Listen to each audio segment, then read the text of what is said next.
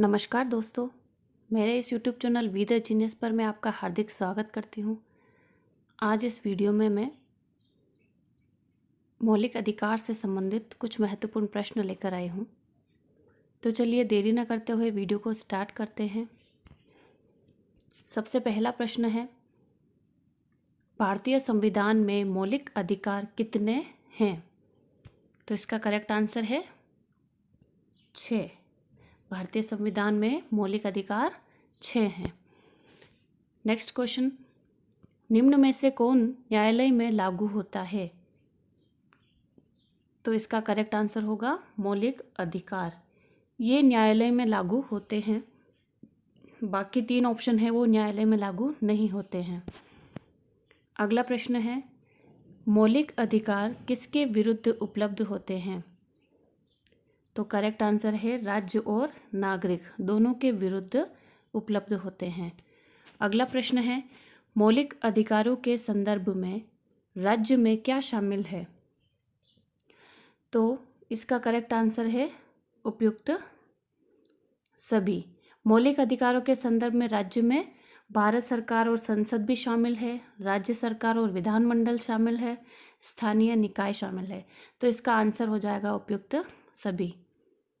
अगला प्रश्न है, निम्न में से कौन मौलिक अधिकारों में शामिल नहीं है?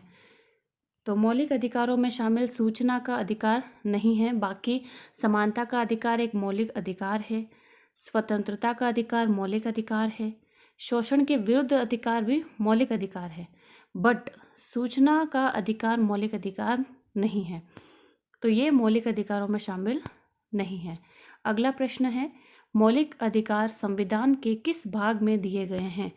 तो ये भाग 3 में दिए गए हैं। अगला प्रश्न, 6 से 14 वर्ष के बच्चों के लिए शिक्षा का अधिकार क्या है?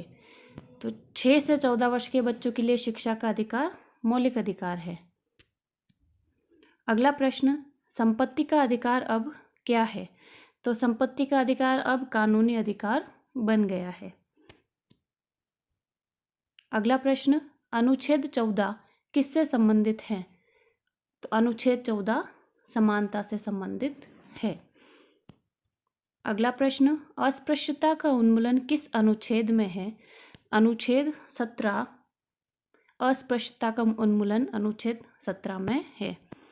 अगला प्रश्न, अनुच्छेद 19 के तहत कितनी स्वतंत्रताएं दी गई हैं? तो इसका करेक्ट आंसर हो जाएगा 6। अनुच्छेद 19 के तहत 6 स्वतंत्रताएं दी गई हैं। अगला प्रश्न है, निवारक निरोध किस अनुच्छेद में है? करेक्ट आंसर हो जाएगा अनुच्छेद 22। अगला प्रश्न, अनुच्छेद 23 क्या प्रतिबंधित करता है? तो अनुच्छेद 23 मानव तस्करी और बंधुआ मजदूरी प्रतिबंधित करता है। अगला प्रश्न, अनुच्छेद 24 किससे संबंधित है? तो अनुच्छेद 24 बाल श्रम निषेध से संबंधित है।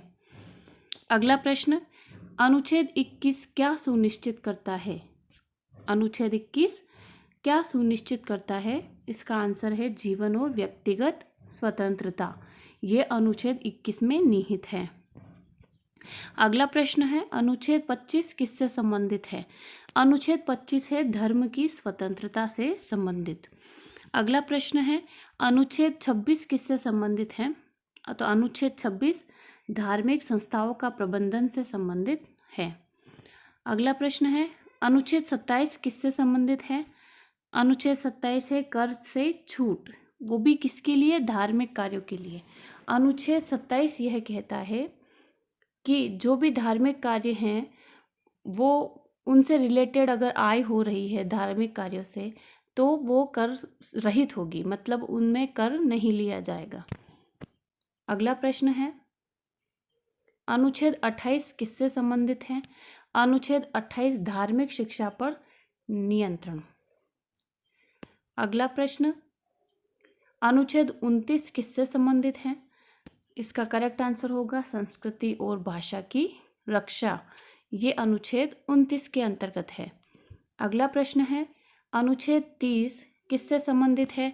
अनुच्छेद 30 अल्पसंख्यकों के शैक्षणिक अधिकार से संबंधित हैं। अगला प्रश्न, अनुच्छेद 32 किससे संबंधित है? अनुच्छेद 32 संवैधानिक उपचार का अधिकार से संबंधित है। अगला प्रश्न है, मौलिक अधिकारों का संरक्षक कौन है?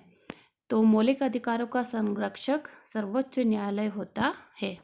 अगला प्रश्न, किस रीट का उपयोग अवैध गिरफ्तारी के खिलाफ होता है?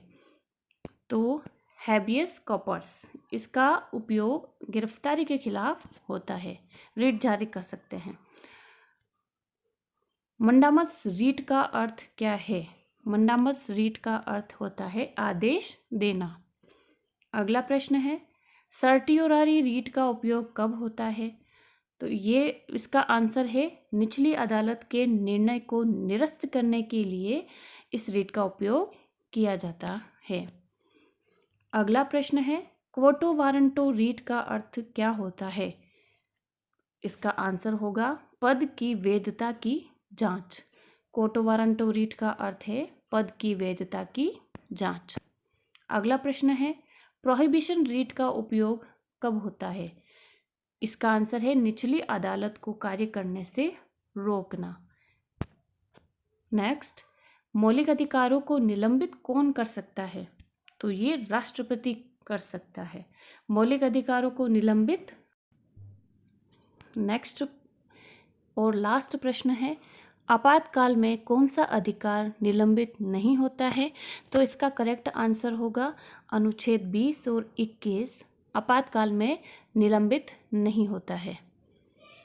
तो ये थे कुछ मौलिक अधिकार से महत्वपूर्ण प्रश्न। यदि आपको मेरा वीडियो पसंद आता है तो मेरे इस चैनल को सब्सक्राइब करें, लाइक करें, शेयर करें। Thank you.